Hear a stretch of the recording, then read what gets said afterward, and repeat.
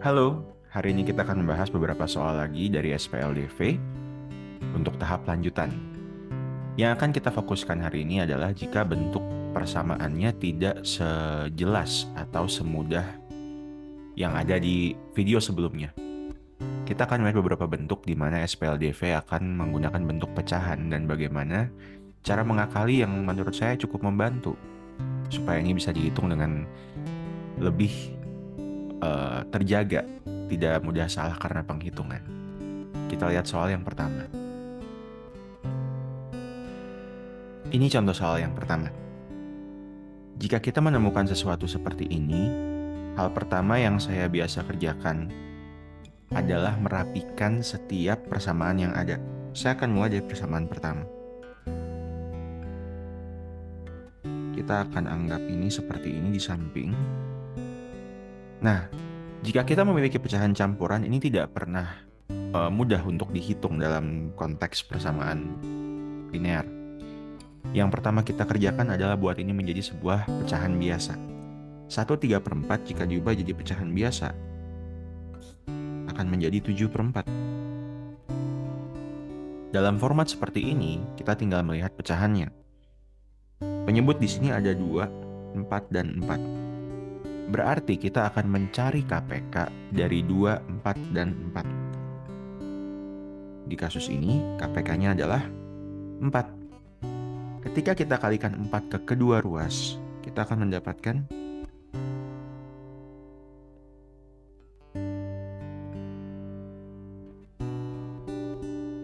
seperti demikian. Ini dikalikan ke kedua ruas, ke masing-masing suku yang ada. Apa yang kita dapatkan hasilnya? Seperti ini. Ini adalah persamaan pertama yang telah kita rapikan. Berikutnya, kita akan kerjakan persamaan kedua. Angka di persamaan kedua sedikit lebih mudah karena kita tidak perlu menyesuaikan untuk pecahan campuran. Jadi di sini, kita hanya perlu melihat berapakah KPK dari 4, 3, dan 4. Di kasus ini, KPK-nya adalah 12. Oleh karena itu, kedua ruas akan kita kalikan dengan 12.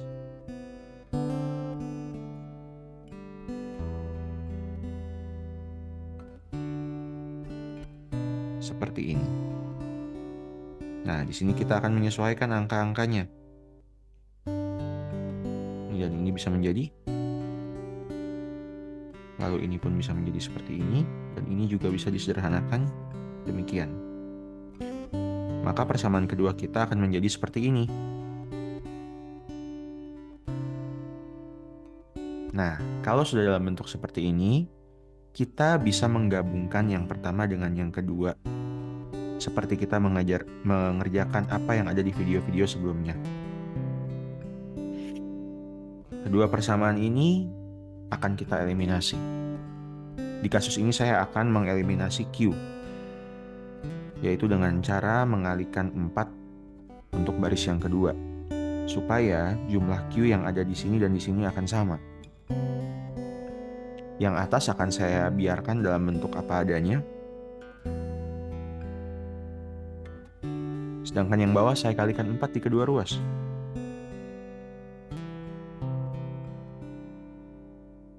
Nah, setelah kedua ini sama, hal berikutnya yang saya kerjakan adalah mengurangi keduanya. 3P dikurangi 8P menjadi negatif 5P, sedangkan 4Q dikurang 4Q akan habis, dan 3 dikurang 28 memberikan kita negatif 25. Oleh karena itu, P yang kita dapatkan adalah 5. Angka P yang kita dapatkan ini akan kita pakai untuk mencari nilai Q. Kita bawa ke sini. P-nya kita masukkan 5, dan sisanya kita hitung seperti biasa. Kita akan mendapatkan nilai Q sama dengan negatif 3. Dan ini telah menjadi jawaban akhir dari soal ini. Kita memiliki nilai Q negatif 3 dan P sama dengan 5. Bagaimana? Mudah bukan?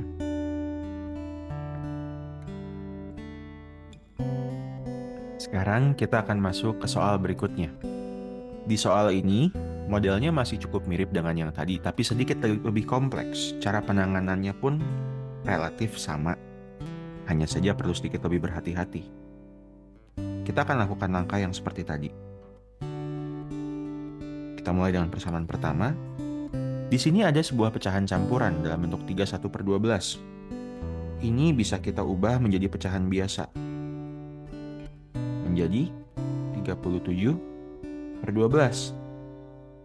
Sekarang, kita akan kalikan kedua ruas dengan KPK dari 4, 3, dan 12. Di kasus ini KPK-nya adalah 12. Kita kalikan 12 ke kedua ruas.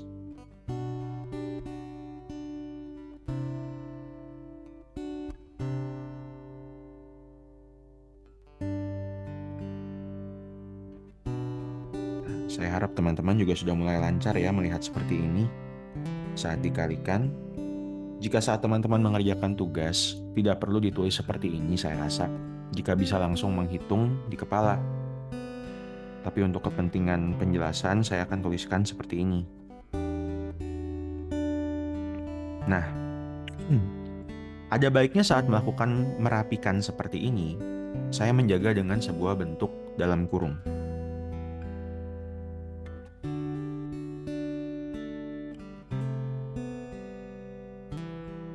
Dalam kurung ini penting, terutama dalam kasus seperti yang ini. Karena angka negatif akan bermain dengan tanda yang ada di dalam barang yang dikalikan.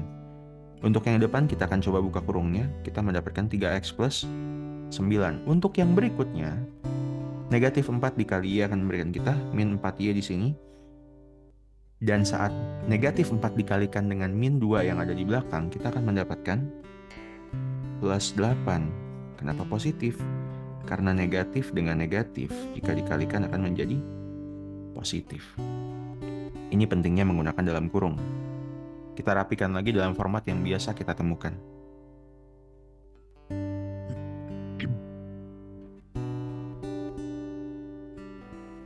Ini jadi bentuk persamaan pertama yang sudah dirapikan.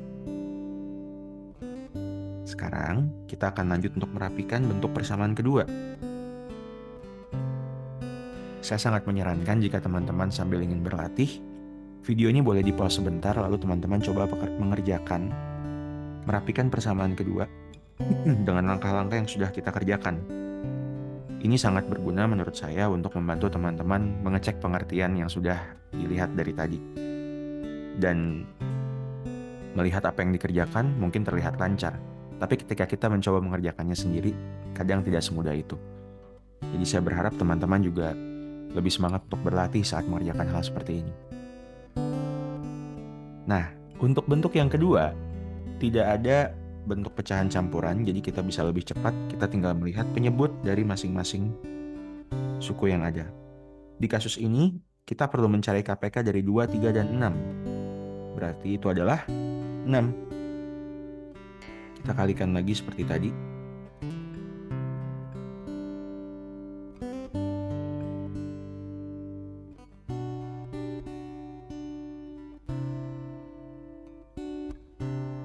Nah, lalu kita akan mendapatkan seperti ini. Jangan lupa gunakan dalam kurung lagi, terutama jika ada tanda negatif untuk berjaga-jaga.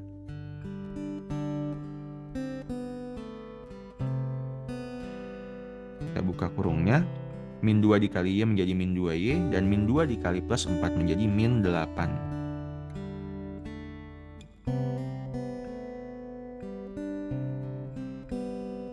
Di sini kita mendapatkan min 17 di sebelah kiri yang jika dipindah ke kanan menjadi plus 17. Plus 17 dikurangi 1 jadi 16. Ini adalah persamaan kedua yang telah kita rapikan.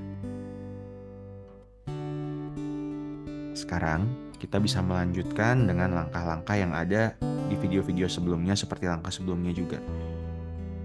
Saya akan pindahkan dua barang ini di halaman berikutnya.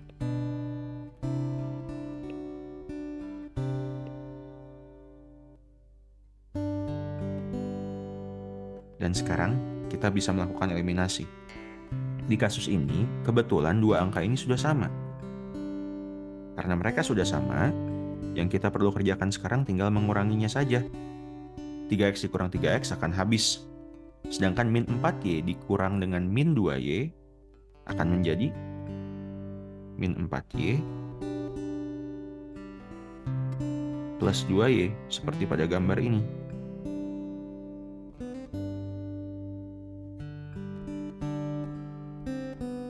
Berarti yang kita dapatkan di sini adalah min 2y sama dengan 4 atau y sama dengan negatif 2.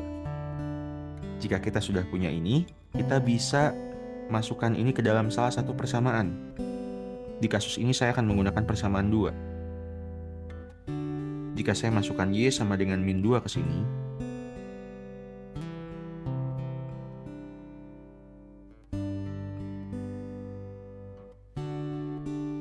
saya akan mendapatkan seperti ini.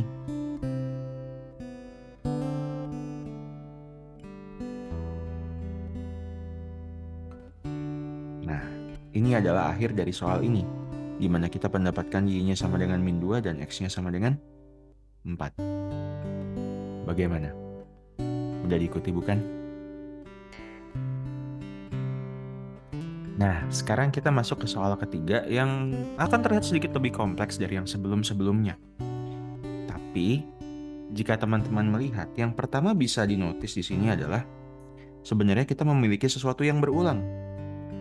Jika kita melihat sesuatu seperti ini, biasakan untuk melihat apakah ada suatu pola berulang. Di kasus ini, kedua yang saya highlight adalah pola berulangnya. Dengan demikian, saya akan mencoba memisalkan.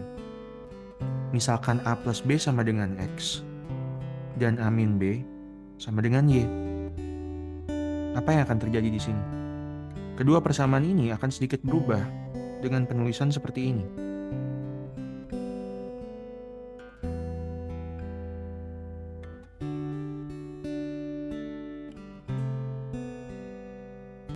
Jika demikian, kita bisa melihat bahwa ini sebenarnya lebih simpel untuk dikerjakan dengan tahap ini.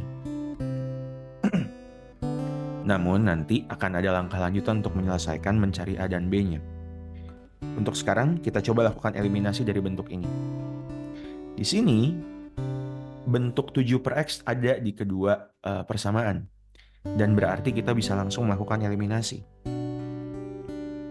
Jika saya kurangkan, ini dan ini akan langsung saling mengeliminasi dan habis. Sedangkan yang kedua akan kita hitung.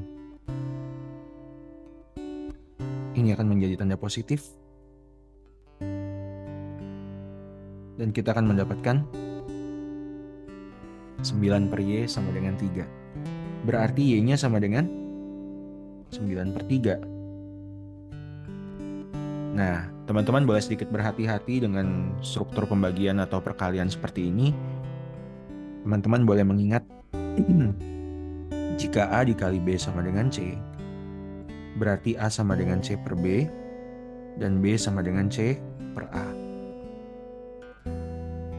Ini akan menjadi prinsip yang cukup membantu saat mengerjakan seperti ini supaya tidak tertukar-tukar. Nah, jika saya sudah mendapatkan Y, ini belum selesai, saya masih perlu mencari X. Di kasus ini, saya akan gunakan persamaan pertama untuk mencari X.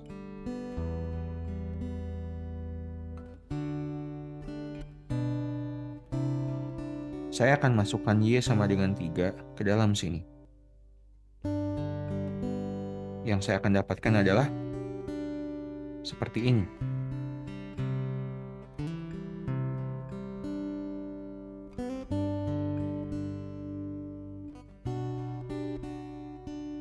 Berarti saya akan mendapatkan X sama dengan 7 per 1 atau X sama dengan 7.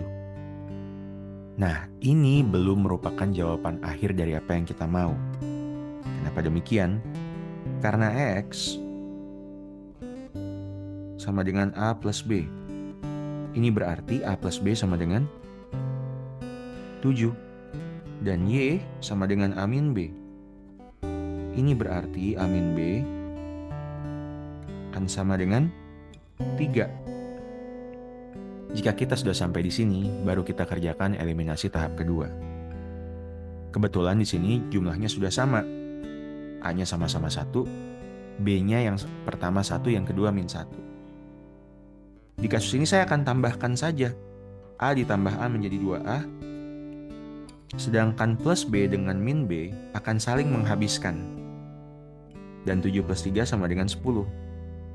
Kalau begitu nilai A-nya adalah 5. Jika saya sudah mendapatkan nilai A, saya bisa memasukkannya ke sini untuk mendapatkan nilai B. Saya akan masukkan A sama dengan 5, dan saya akan mendapatkan nilai B sama dengan 2. Ini adalah jawaban akhir dari soal ini. Bagaimana? Mudah diikuti bukan? Ini adalah beberapa contoh SPLDV yang memiliki penghitungan sedikit lebih rumit daripada biasanya. Jika menemukan pecahan, teman-teman boleh mengambil sedikit waktu lebih banyak untuk menyusun pecahan ini dengan struktur yang lebih bisa dihitung dengan enak. Semoga langkah-langkahnya bisa diikuti dan berguna untuk teman-teman yang menonton. Silakan like, subscribe, dan bagikan ke teman-teman lain untuk membantu mereka juga. Terima kasih sudah menonton.